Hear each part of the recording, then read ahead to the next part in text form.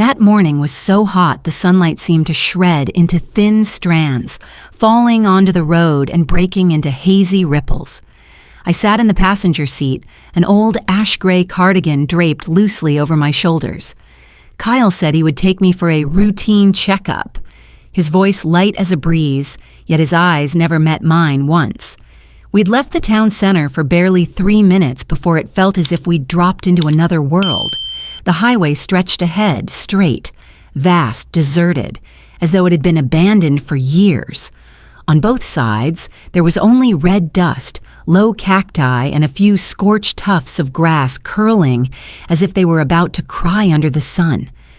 I looked at my son. Kyle drove with one hand, the other tapping a rhythm on the steering wheel. His face held no expression, no happiness, no sadness, just smooth and flat like a windless lake. He didn't ask if I had slept well or if I had eaten. Usually he talked a lot, especially when he wanted to convince me of something. Today was the opposite. Silence so heavy it felt dangerous. A strange feeling crept into my chest, smoldering like the ache that warns of a coming storm. I glanced at the speedometer. 63, 64, 65, steady to an uncanny precision. Not fast, not slow, but perfect if someone wanted a sudden skid. And the strangest of all was this road. It wasn't the way to any clinic I'd ever been to. It wasn't the way to any clinic I knew. It was too empty, too bare, too still. The kind of stillness people avoid. Then suddenly, without looking at me, without a shift in expression, Kyle said, "If you died out here, no one would even notice." He said it as if he were commenting on a tree by the road, light, calm, without the slightest ripple. My throat felt dry as sand. My eyes stayed on the road ahead, but my hands in my lap were slowly clenching until the knuckles whitened. He wasn't joking. I knew that. A mother always knows. Kyle didn't turn toward me, didn't smile, didn't explain. He kept tapping his fingers on the wheel to some invisible rhythm. For a few seconds, long as a lifetime, every sound in the car vanished. There was only the pounding of my blood in my ears and the hot wind slamming against the windows. If he opened the door right now, if he jerked the steering wheel, if I lost consciousness, out in this desert, who would see me? Who would find me? Who would remember I had ever lived? If real-life stories make you stop in your tracks like this moment does, feel free to follow the channel so you won't miss what comes next. Here, we share stories for those who value family, truth, and the elders who still have so much left to say. Kyle continued, his voice steady, as though sharing trivial information. This road barely gets used anymore. They shut most of it down. Some weeks, you won't see a single car pass. A chill crawled up my neck, even though the heat was pouring in from every direction. He pressed the gas lightly. The car held its previous speed, unchanged, perfect, terrifying. I glanced at the window and saw my blurred reflection, and a memory resurfaced, distant, dusty. Kyle at 7, wide dark eyes, a broken cup hidden behind his back, insisting the wind had knocked it over. Back then, I thought he was just being mischievous. Now I knew he learned to lie before he learned to tie his shoes. I sat still, fingers gripping the edge of my cardigan. But inside, something had shifted. I knew something was coming, and it wasn't like any fear I had ever known. Red and blue lights appeared in the rearview mirror when I least expected them. At first, they were only a flicker, a blinking speck on the wavering, hot road. But then, they grew larger, clearer, washing over the back window like a heavy breath. Kyle noticed before I did. His shoulders twitched, his hands tightened on the wheel. Not much, but enough for me to see. He pressed his lips together, staring straight ahead, and the tapping on the steering wheel stopped completely. I didn't turn around right away. I was afraid. Not of the police, but afraid Kyle would see hope in my eyes. Hope could be an accusation. I only glanced sideways at the mirror, just enough to see the patrol car keeping a steady distance behind us. Kyle exhaled sharply, as if trying to figure out what he might have done wrong. Then he eased down on the speed, even though his speed earlier had been unsettlingly precise. "They probably just want to check the plates," he muttered, trying to sound normal. But his throat was tight, and his fingers tapped once more, his habit whenever he was hiding something. The patrol car gave a short burst of its siren. Kyle cursed under his breath and steered onto the shoulder. Our window lowered halfway. The officer walked up, a tall man with a stern face but not unfriendly. Nameplate, Delgado. "Good afternoon, sir. License and registration. Please." Kyle handed over the documents, forcing a polite smile. "I was going the speed limit, officer." Delgado didn't respond immediately. He tilted his head, looked into the car, and his gaze paused on me. "Ma'am, are you all right?" Such a simple question, yet it slammed into me so hard my heart felt like it would leap out. It had been so long since anyone asked me that with genuine concern. I opened my mouth, but my throat locked up. 1 second, 2. Then I spoke, my voice so small I barely heard myself. "My son," he said, "if I died out here, no one would notice." Kyle whipped his head toward me, eyes wide with disbelief that I'd said it out loud. "Officer, she's confused," Kyle said quickly. "I was joking. She misunderstood." Delgado raised his hand to cut him off. His expression shifted, no longer neutral. "Sir, step out of the vehicle." Kyle bit his lip, inhaled sharply, then opened the door and stepped out. The door shut harder than necessary, and not because of the wind.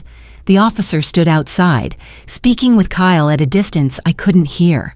But I saw Kyle's shoulders stiffen. I saw him start gesturing with his hands, the same sign he always used when he was trying to cover something up. A second patrol car arrived, no siren, only soft lights. A young female officer approached my door and leaned down. "Ma'am, would you like to step out and sit with us for a bit? It's all right. Take your time." I nodded. My legs trembled slightly as I stepped out, but not because of age. They opened the patrol car door for me. Inside was calm, quiet, and strangely safe. The door closed and I sat still, hands resting on my lap. For the first time since getting into the car with Kyle, I didn't feel entirely alone anymore. Kyle said almost nothing as he pulled away from the shoulder where the police had stopped us. He slammed the door hard enough that the window rattled, then started the engine without glancing at me. The car rolled across the blistering pavement, the tires hissing faintly against the asphalt. A few minutes later, he finally spoke, his voice low but edged with irritation. "I can't believe you said that to the police. You made them misunderstand everything. Lauren told me already. You've been forgetful lately. You make up strange things and think they're real." I stayed silent, not because I agreed, but because I knew answering him would only make everything worse. I looked down at my hands, the knuckles trembling slightly, still scared, still shaken, not scared of the police, scared of my own son. Kyle kept muttering, "They'll put this in a report, you know. I just wanted to take you to the doctor and you made it sound like I was kidnapping you." He spoke as if the fault was mine, as if I was the one who had made the trip so strange. And maybe, in his mind, he truly believed that. When the car turned onto the familiar road leading to my house, the sky had begun to tint a pale orange. The roof slipped behind the low trees, shadows stretching long across the dry grass. Kyle stopped the car right in front of my gate, leaving the engine running. I opened the door and stepped out. The late afternoon heat hit my face, thick and heavy, but still more bearable than the air inside the car. "Go inside and rest," Kyle said, his eyes still fixed on the steering wheel. "And don't tell anyone about today. People will think something's really wrong with you." I heard every word clearly but answered with a breath-soft reply. "You can go ahead and drive back." He didn't respond. The car backed up quickly, then disappeared at the end of the road. My house appeared as quiet as always. I stood on the porch for a long moment, an empty feeling crawling down my spine. When I opened the door, a gust of stale air slipped out, carrying the faint scent of dry wood and the coolness of a home not often disturbed. I turned on the light. A small pool of warm yellow spread across the floor. The wall clock ticked. Tick, tick, steady and soft. That sound had once brought me peace, but today it felt like a reminder that I was here, alone. My old armchair still sat in its corner, the shawl draped over the armrest, exactly where I had left it the night before. Nothing had changed, but that sameness made me feel as if there was an invisible glass wall between me and the rest of the world. I sat down, keeping my hands in my lap so I wouldn't see them shaking. Then a memory pulled me back. Many years ago, when Kyle was small, about 7, he had dropped his favorite toy car in the supermarket. He cried so hard, tears streaming down his face, terrified and heartbroken. I searched the entire store, asked every employee until I finally found the little car lying near the bottom of the cereal shelf. When I handed it back to him, he clutched it against his chest, then hugged me, crying and laughing at the same time. Back then, I believed a mother's love was strong enough to keep her child close forever. Today, I know that some things grow with time, and some things fade with the years. I sat still, listening to the clock echo through the wide house.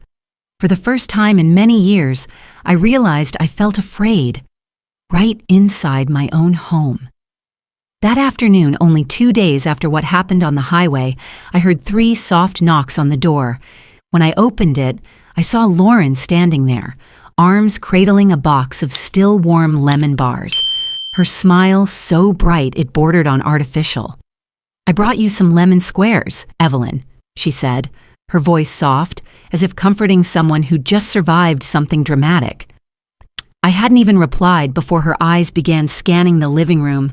She didn't hide it from the wooden cabinet to the armchair and the old family photo on the mantel. Her gaze wasn't that of someone visiting out of concern.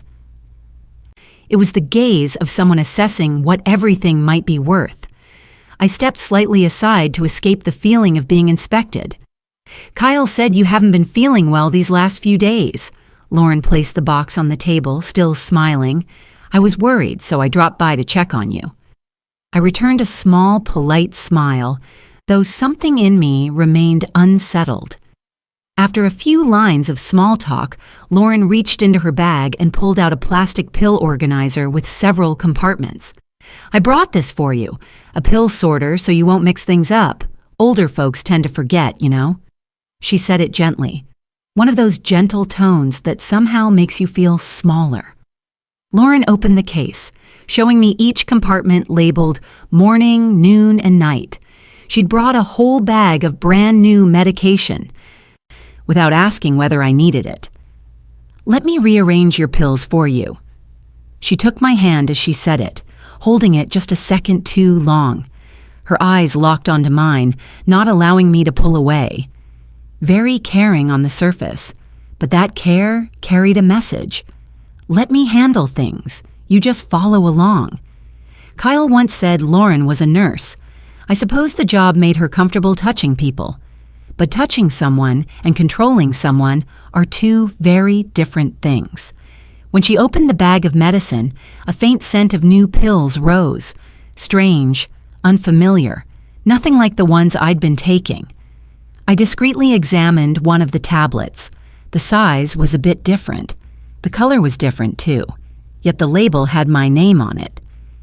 "What kind of pills are these?" I asked quietly. Lauren smiled, a perfectly smooth, swift smile. "Same as what you've been taking. I just got a better brand. Don't worry." I didn't believe her, but I had no proof to challenge her. She continued sorting the pills into each compartment, carefully, almost tenderly, like she was doing it for her own mother. Each time she picked up a tablet, she looked at me briefly, as if checking for a reaction. "Don't worry," she repeated. "You've got us. You don't need to worry about anything." That sentence sent a shiver down my spine. I didn't know why, but it was clear to me that what they wanted wasn't to take care of me. They wanted me dependent on them long enough to blur the line between what was real and what wasn't. Lauren left nearly an hour later. The moment the door closed, I opened my old pill bottle. The smell was completely different. The pills she brought were nothing like the ones I had taken for years, but I still couldn't prove anything. All I knew was something was wrong. Very wrong. That night, when the street outside had grown quiet, I sat alone at the kitchen table and opened the pill box Lauren had brought. I took each pill out, counting slowly. 1, 2, 3. 48. I remembered clearly that the prescription I picked up the week before had 54 pills. I counted again, and then again to be certain. Still 6 missing. There was no way I could have been mistaken. I had taken blood pressure medication for years. I knew each pill by heart. Missing 6 pills wasn't a slip of the hand or a careless mistake. It felt deliberate. I set the box down and sat still for a moment, waiting for my heartbeat to calm.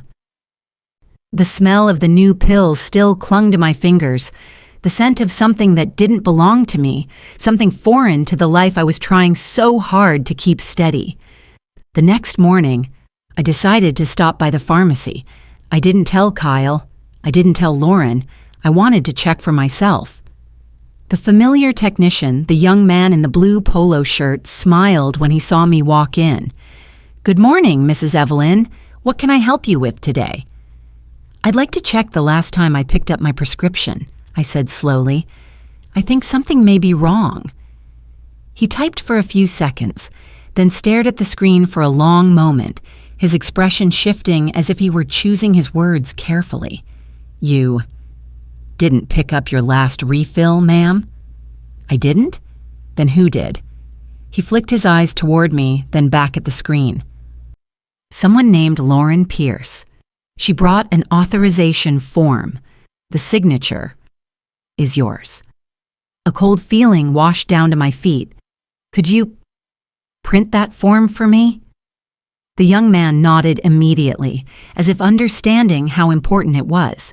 He printed a copy, slipped it into a small envelope, and handed it to me with both hands. His voice lowered. "You should be careful. If you didn't sign this, it's serious." I thanked him, gripping the envelope tightly as I hurried out. I felt as if someone were standing behind me, watching, even though I knew no one was there. When I got home, I hadn't even opened the envelope entirely when I heard a car door slam in the driveway. Kyle. My heart lurched.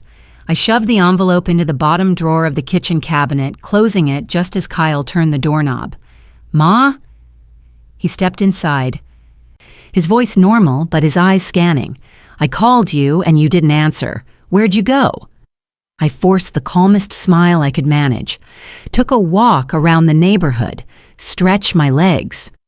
Kyle's eyes swept across the kitchen, stopping on the countertop for a second. I kept my breathing steady, one hand resting on a dish towel to hide the tremble. "Lauren said you weren't feeling well. You've been taking your meds, right?" I nodded slightly. "As prescribed."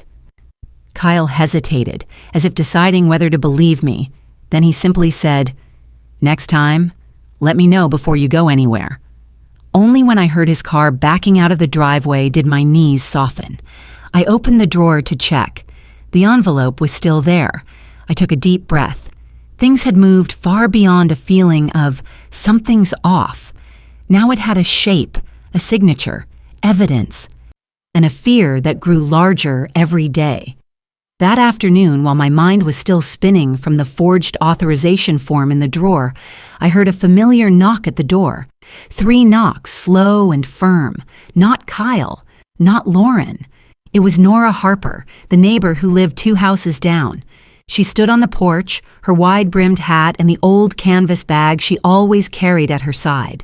One look at me, just 1 second, and she knew. "Evelyn, you don't look well," Nora said, stepping inside before I could invite her. "What happened?" Her voice wasn't prying, wasn't dramatic. It was the voice of someone reaching out to steady another person who looked ready to fall. I let out a shaky breath, my hand resting on a chair for support. I think I'm being watched and controlled. My medication is missing. And I stopped, afraid that saying everything out loud would make me collapse. Nora set her bag down and pulled out a chair across from me, her eyes steady and unusually calm. "Tell me everything. It's all right." I told her everything. The new pills, the missing ones, the forged authorization form, the look Kyle gave me when he walked into the house. When I paused to breathe, Nora didn't say, "Maybe you're mistaken," or "Don't worry." She only nodded slowly, as if she'd been expecting something like this. Finally, she reached into her canvas bag and pulled out a black notebook, its corners slightly worn. "You know what this is?" Nora asked. I shook my head. "A black book," she said with a faint smile. "It's what saved me from my ex-husband 20 years ago. Write everything down. Names, dates, words, actions. Truth never gets old, Evelyn. It just waits to be kept." I opened the notebook. Every page blank, yet it felt as if it were waiting for something important. I'm not sure I can remember everything," I whispered. "You don't need to remember everything. Just write things down the moment they seem strange." Nora placed her hand on the table, her voice firm. "The more details you collect, the harder it is for anyone to deny them." That night, we sat together for nearly 2 hours.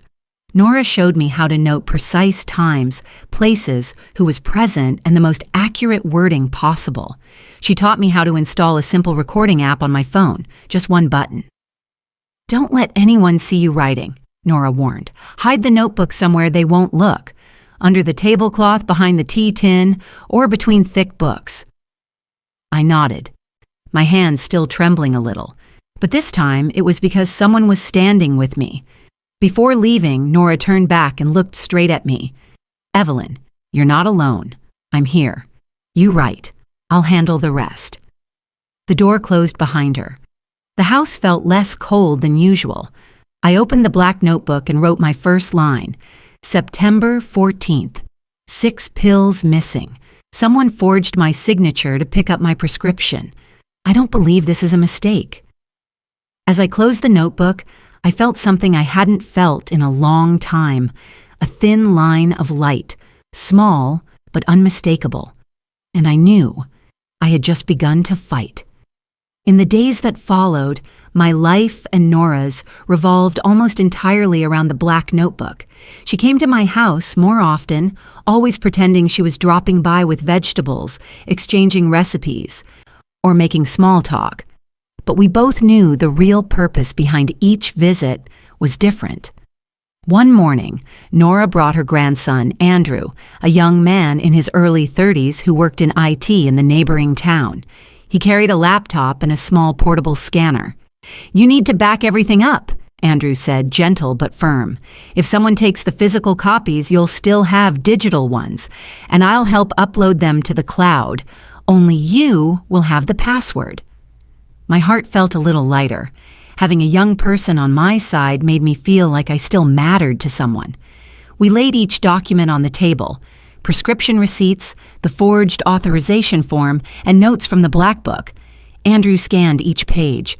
The pale blue light passed over every sheet as if stamping the truth into place. "It's all saved now," Andrew said. "Just don't tell anyone except Aunt Nora."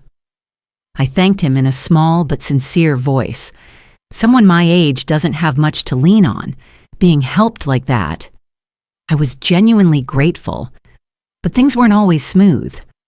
One afternoon, I was gathering a few receipts into a folder when I accidentally dropped several sheets onto the floor near the front door. Just as I bent down to pick them up, I heard the familiar sound of Kyle's car pulling into the driveway. A cold shiver shot through me. I scrambled to pick up the papers, but my hands were shaking so badly they kept slipping. Kyle was already stepping onto the porch. His footsteps stopped right outside the door.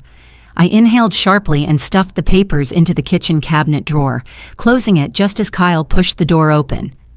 "Ma? What are you doing by the door?" I braced my hands on my knees, pretending to be tired. "Just picking up a fallen towel." Kyle looked at the floor, then back at me. His expression was that of someone searching for clues. The pressure of that gaze squeezed my chest tight. Finally, he only said, "You need to be careful. Let me know what you're doing." I smiled and replied, "I'm all right." But when Kyle turned away, I had to grip the chair to keep myself steady. I had just escaped a moment that could have ruined everything. That night, while cleaning the kitchen cabinet, I found something that froze me in place, a strange pill bottle tucked behind the olive oil, one not listed on my prescription. The label had my name, but the medication was something I had never heard of, a strong sedative. I opened the cap. The smell was sharp, chemical, foreign. I knew instantly this wasn't for me, not something a 78-year-old should ever take unsupervised. And if taken in excess, who knew what might happen? I placed the bottle on the table, my hands turning cold. "My God," I whispered. I wrote immediately in the black notebook, September 19th, found an unfamiliar pill bottle hidden in the kitchen cabinet. The label shows my name. This is no coincidence. I sat down, clasping my hands together. The fear was no longer vague. It now had form, weight, and was drawing very close. But I was no longer alone. I had Nora, the black notebook, the evidence. And I knew this was only the beginning of the fight. That day was windless, so quiet I could hear every faint creak of the kitchen pipes. I was making tea when I heard the back door swing open. No knocking, no calling my name, just the sound of a key turning confidently in the lock. I turned around, my heart missing a beat. Lauren stepped inside, carrying a bag of items, smiling as if she were arriving at her own house. "I came to check on you. You didn't answer my calls, so I got worried." Her voice was sweet, but the way she walked straight into my kitchen without asking sent a chill down my spine. "How do you have a key to my house?" I asked, trying to keep my voice steady. Lauren gave a light smile and set the bag on the table. "Kyle gave it to me, in case you fall or something happens." I tightened my grip on the edge of the counter. "I don't need anyone letting themselves in." Lauren tilted her head, her voice slowing. "Don't misunderstand. I only want to take care of you." But her eyes carried none of that care. They were the eyes of someone inspecting inventory, deciding what in the house was useful and what needed clearing out. She opened her bag and pulled out a stack of papers. "Mrs. Evelyn, I brought a few forms for you to sign, just medical paperwork so we can handle things for you in an emergency." She placed the first sheet in front of me. Small text, many boxes, many lines. In the middle was a familiar phrase, "Full medical authorization." I pushed the paper back. "I'm not signing any of that." Lauren's smile faltered for a single moment.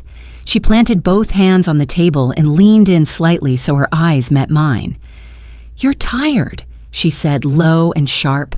"We're just trying to help you." "I know what I need better than anyone," I replied, keeping my voice steady. Lauren paused, then spoke in a tone entirely different, lower, colder. "At your age, accidents happen faster than you think. It'd be better if you let us take care of things." That sentence swept through the kitchen like an icy draft. It wasn't advice. It was a warning. I straightened my back, even as my legs trembled slightly. "I'm not signing, and tomorrow I'm changing my locks." Lauren narrowed her eyes, holding back a smile that was impossible to read. "If you want to make things difficult, then fine. I won't push. Just don't let something small become something big." She gathered the papers, let out a theatrical sigh, and left without a goodbye. When the back door closed, I stood still for several minutes, steadying my breath. Once my hands stopped shaking, I took the black notebook from the cabinet. I wrote slowly, each letter clear. September 18th. Lauren entered the house using a spare key without permission, tried to force me to sign a full medical authorization, threatened, "At your age, accidents happen faster than you think." I closed the notebook and set it on the table. For the first time in many months, I no longer doubted myself. I knew exactly what was happening, and I knew what had to come next. The next morning, I woke earlier than usual. The air was still misty as I packed everything for my meeting with the police: the black notebook, the envelope containing the forged authorization, the bottle of sedatives, and the phone with the recording from the drive on the highway. I put it all into a canvas bag and hugged it close as I stepped out the door. Nora went with me. She didn't say much. She simply walked beside me like a quiet but steady guard. When we arrived at the police station, Detective Ruiz, the officer handling the case after reviewing Officer Delgado's report, was waiting in the reception. He greeted me in a gentle but serious tone. "Mrs. Evelyn, we'll take you to a private room so you'll be more comfortable." I followed him into a small room with a long table, 3 chairs, and a frosted glass partition. Ruiz sat across from me and opened his notebook. "Did you bring any evidence?" I set the bag on the table and took out each item in turn. The black notebook opened to the page with dates, the unfamiliar pill bottle, the authorization form with the forged signature, and finally the phone with the recording from the highway. Ruiz examined everything for a considerable amount of time. No rush, no comment. When he finally looked up, his expression had changed. It was clearer, more grave. "Mrs. Evelyn, these items show you are in genuine danger." I squeezed my hands together lightly. "I know." Ruiz played the recording. Kyle's voice filled the small room. "If you died out here, no one would even notice." Even though I had listened to that line over and over at home, hearing it again made my heart ache. Ruiz stopped the recording immediately after that line, as if he didn't want to hear more. "We will be interviewing Kyle today," he said. That afternoon, Kyle was called into the station. I wasn't allowed to be present, but Ruiz later summarized the main points from the interview. Kyle says he only wanted to help his mother, that Lauren misunderstood his good intentions. He claims he's under pressure, work, finances, and sometimes says things without thinking. I sat quietly, my eyes on the table. "But," Ruiz continued, "the recording, the medication, and the forged documents contradict his statements. This can't just be considered a misunderstanding." I nodded. "I don't want to do this to my own son, but I'm afraid." "Fear is justified," Ruiz said, "and you did the right thing by coming here." Still, the legal process can't conclude overnight. Ruiz explained they needed time to verify the medication, check the signature, and work with the pharmacy. Everything had to be done thoroughly. I understood. Understanding didn't ease my worry. The following 2 days of waiting were the longest I have ever endured. Every sound in the yard made me jump. Every phone ring tightened my chest. I wanted the police to call, but I was also terrified of any news from Kyle. Nora dropped by each afternoon with a small cake or a pot of soup. "You are not alone," she said, placing her hand on my shoulder. I smiled, though it was as thin as paper.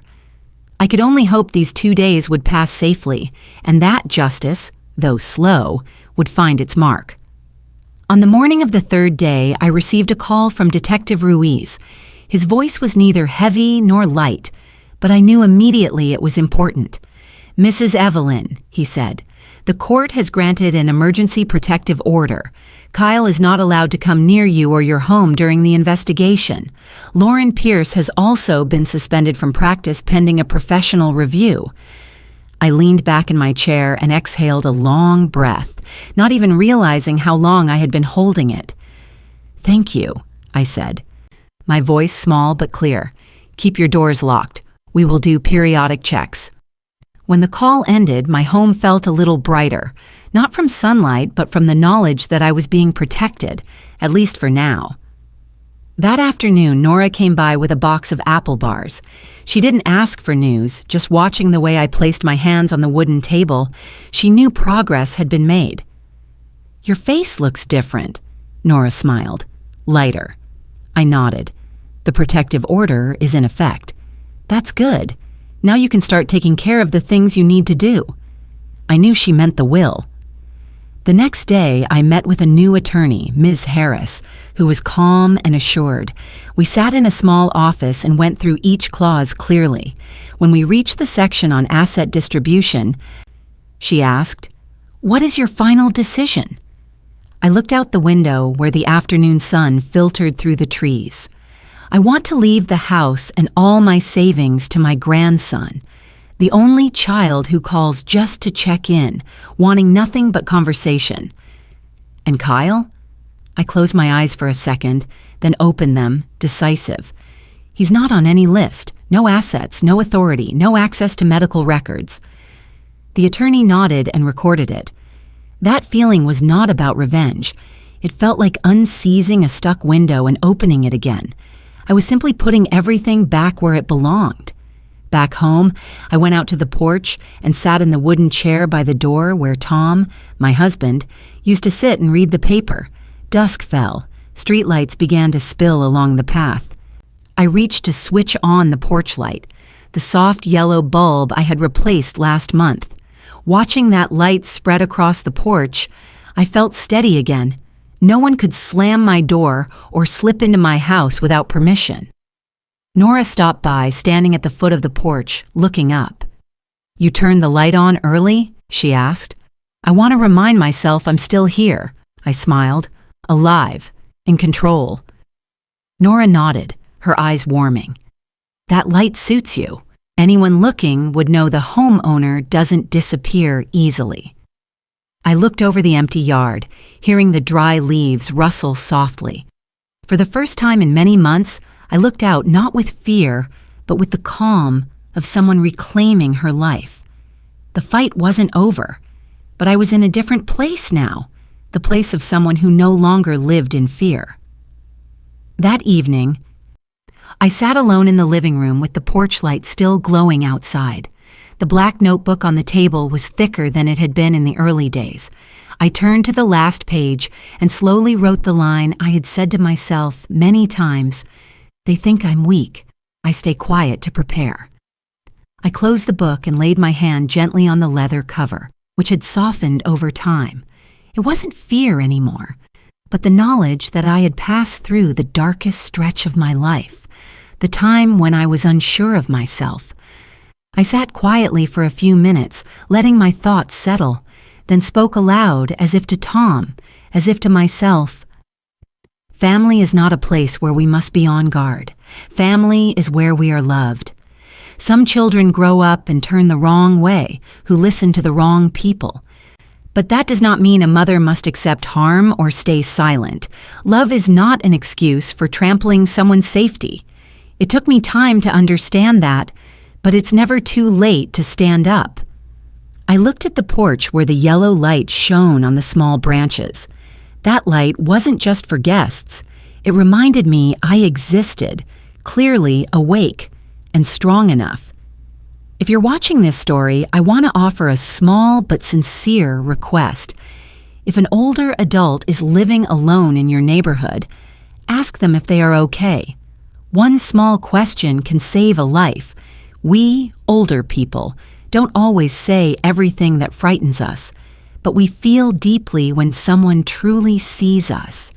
And if you want to hear more real-life stories like this, stories about family, about those who seem to have stepped back but still have so much to tell, please follow the channel.